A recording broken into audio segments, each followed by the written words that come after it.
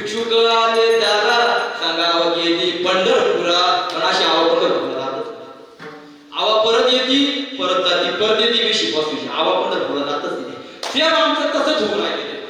same आमचं तसंच होतं आम्हाला करायचंय देवाचं काम अजून आयुष्य भरपूर पडेल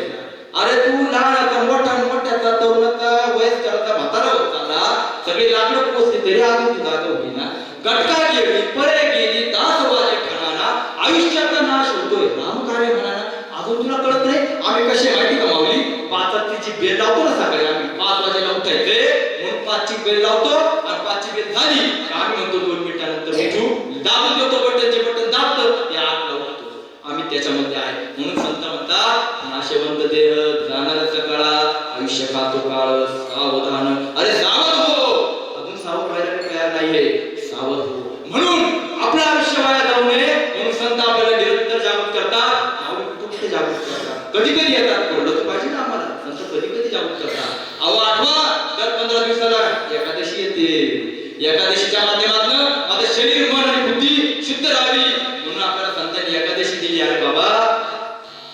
5 कर्मेंद्रिय 5 ज्ञानेंद्रिय 11 मनबुद्धी भगवंताला अर्पण कर तो दिवस जो आहे भगवंताची कृतज्ञता व्यक्त करत आहे त्या निमित्ताने तुझी उपवास होईल शरीर शुद्धी होईल आपल्याला जागृत करता कारण शरीर माध्यम प्रभुताचं साधन body is walking and talking temple of God हे शरीर माझं जातं बोलतं भगवंताचं मंदिर आहे सर्वस्वच्या अमृती संजयविष्ठा या शरीरात जर देव बसला आहे तुला जर धर्माचं कार्य करायचं असेल तर तुझं शरीर शुद्ध पाहिजे की नाही पाहिजे म्हणून तुझ्या दिवशी फराळ कर जागृत करता आम्ही फराळ करतो साबुदाणा वगैरे एकादशी दुप्पट काशी आणि आम्ही कुठं जाशी जावा सांगितला जाशी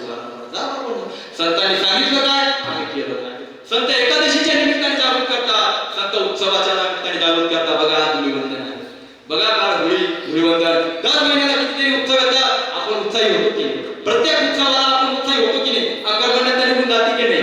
निराशा निघून जाते की नाही बघा उत्साह वाटतो की नाही प्रत्येक उत्सवामध्ये किती उत्साह येतो प्रत्येक उत्सवामध्ये हा उत्साह किती वाढवला संतांनी जागृत केलेला आहे अक्षरशः माती सुद्धा आपल्या सणांना विकली जाते विचार करा किती प्रत्येकाची काळजी घेणारे आपले संत आहेत संत कुठे जागृत करतात अक्षरशः ज्यावेळेस श्राद्ध आणि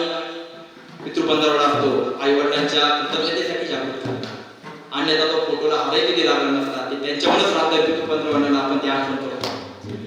तीर्थयात्रांच्या माध्यमातून तिथे केलेल्या जे कर्मयोग केलेले आहे त्या महापुरुषांना आठवण्यासाठी वारंवार तीर्थयात्रा करा म्हणून संत सांगतात म्हणून पंढरपूरला गेल्यानंतर पहिलं दर्शन कोणाचं घ्यायचं राहतं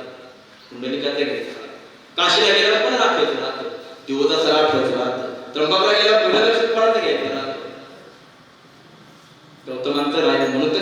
गौतमी तटे म्हणतो ना आपण म्हणून तर गौतमी तटे म्हणतो कुणी कार्य केलेलं आहे या महापुरुषांनी जे कार्य केलं त्याची कृतज्ञता म्हणून आठवण कर तीर्थयात्रेच्या माध्यमातून जागृत करता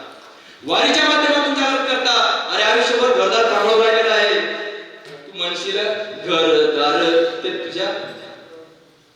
तू म्हणशील पैसा अडका तो इथेच राहील तर का तू मेल्यावर तुझ्या मागणं मातीचा एक मडका मला सांगायचं काय सगळं इथेच राहणार आहे वारी आपल्याला हे शिकवते सोडायला शिक आणि सोडायला शिकला तर झोप मिळणार झोपेत सुद्धा सोडावं लागतं तेव्हा झोप मिळते तेव्हा सुख मिळतं म्हणजे त्यांनी झोप दिली तो भगवंत किती सुखाचा सागर असेल सुखाचे आगर असेल सोड